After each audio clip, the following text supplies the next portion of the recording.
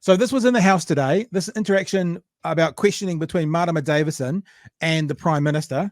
And Chloe piped up at the end of one of the questions, and then that turned into a bit of a conversation about what she had actually said. Enjoy.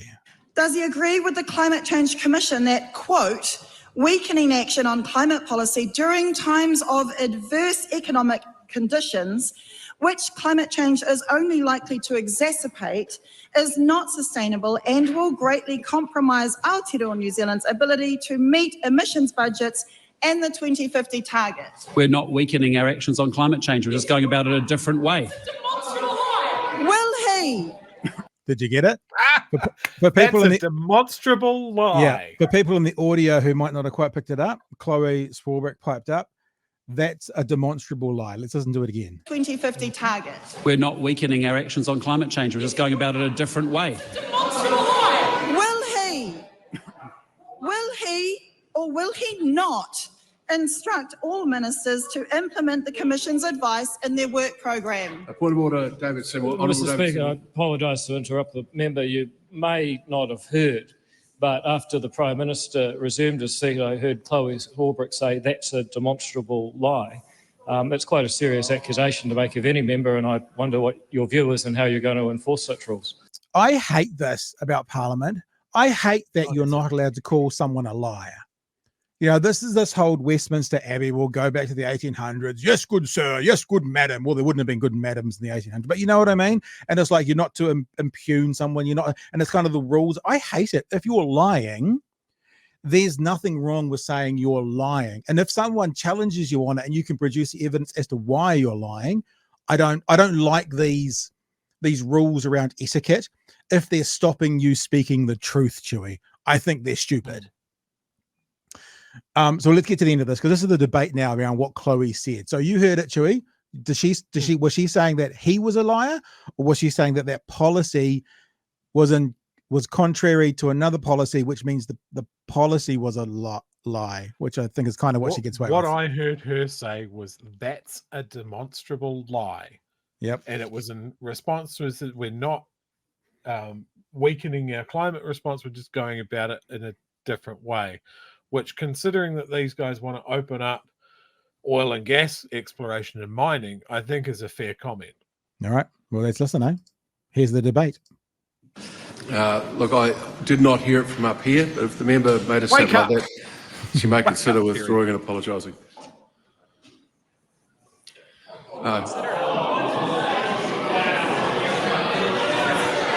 And for the audio podcast, chose not to stand up, cut back to Jerry Brownlee, little smirk on his face, and he's going, oh, this is the first one of these I've had to deal with, so this is where we're at. Speaking of the point of order, Mr. Speaker? Yes. My point was it is demonstrable. Point of order. Point of order, please. Point of order, Honourable Mr. Speaker, Peters. I think the member should be given a chance to withdraw that, because it may well be on the Hansard audio record. And if that's the case, then we know where this goes after that. Where? There are all sorts of statements on the Hansard record, including from that very minister. Excuse me, start again. I'll call the member so the whole House can hear her. The Honourable Marama Davidson speaking to point of order. Thank you, Mr. Speaker. I apologise. There are a whole range of statements on the Hansard record, and I am happy to accept clarity for what will and will be struck off Hansard records. Thank you.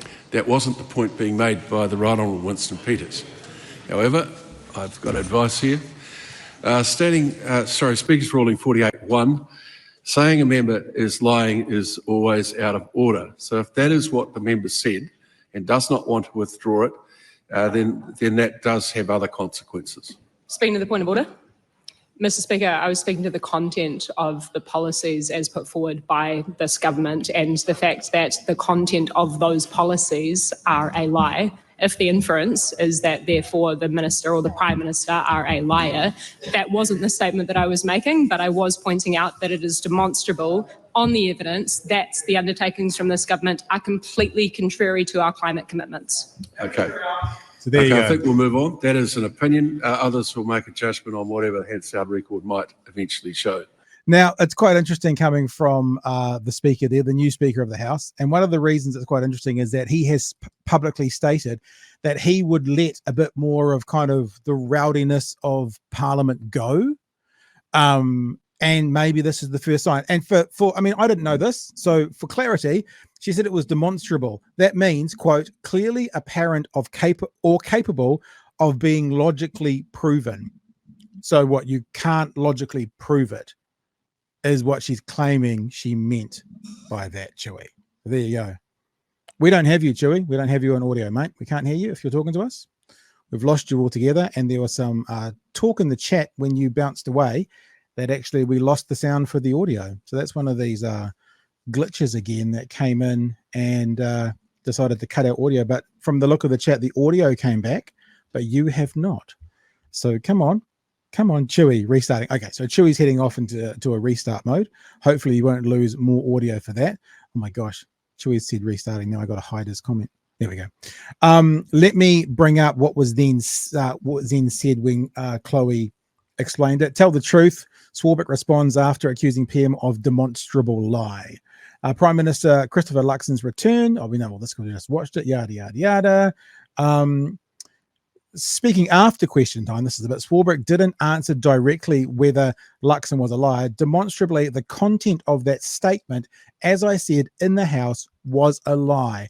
So far, there is an inconsistency between the flowery rhetoric that is being used, what is necessary to keep us from 1.5 degrees of warming. She also wasn't clear on whether she would apologize if her actions meant she could be brought in front of the Privileges Committee. Ultimately, my point is that we have a responsibility as parliamentarians to tell the truth, and I'll work through any of the consequences that come through in the House as it is necessary to keep the focus on the climate crisis and the existential threat that it poses to humanity and to all the biodiversity that this government seems intent on bringing down with us. So there you go. That is the response from that, and that is the response that Chloe Swarbrick gave to that. Yeah, and I agree with you, Emma. It is a lie. And because it is a lie, why can't a parliamentarian say? It's a little bit like, you know, that old thing, it's just not cricket. There's rules in some games and some sports that are kind of unspoken, but they're not really unspoken rules. I just think that if someone is lying, and I guess you can prove them to be lying. So, for example, if Chloe could come back and then prove, like, cite research to show how the policies have been weakened, then I don't think there's anything wrong with that. Don't you agree with everything I've just said, Chewy? Absolutely, not a single fault in it. Yeah, I was just going to say, like, again, if this is a stupid rule that is just, you can't say that someone's lying when they obviously, provably, demonstrably are. It's just, once again, pointing a finger at Luxon saying, hey, look, we're doing this. And of course, we believe in the nice fluffy thing that we're supposed to. Yeah. And they're going completely contrary to it. Yeah. You know, we can't stick to our climate goals and open up oil and gas. And as Shane Jones said the other day, mining and Department of Conservation land. Yeah. Again, like, well, what the fuck? Cancelling smoke free, but wanting to reduce the number of smokers. Oh, we of course want to encourage the use of te reo. Yeah, but we'll get rid of as much as we can. Every practical way.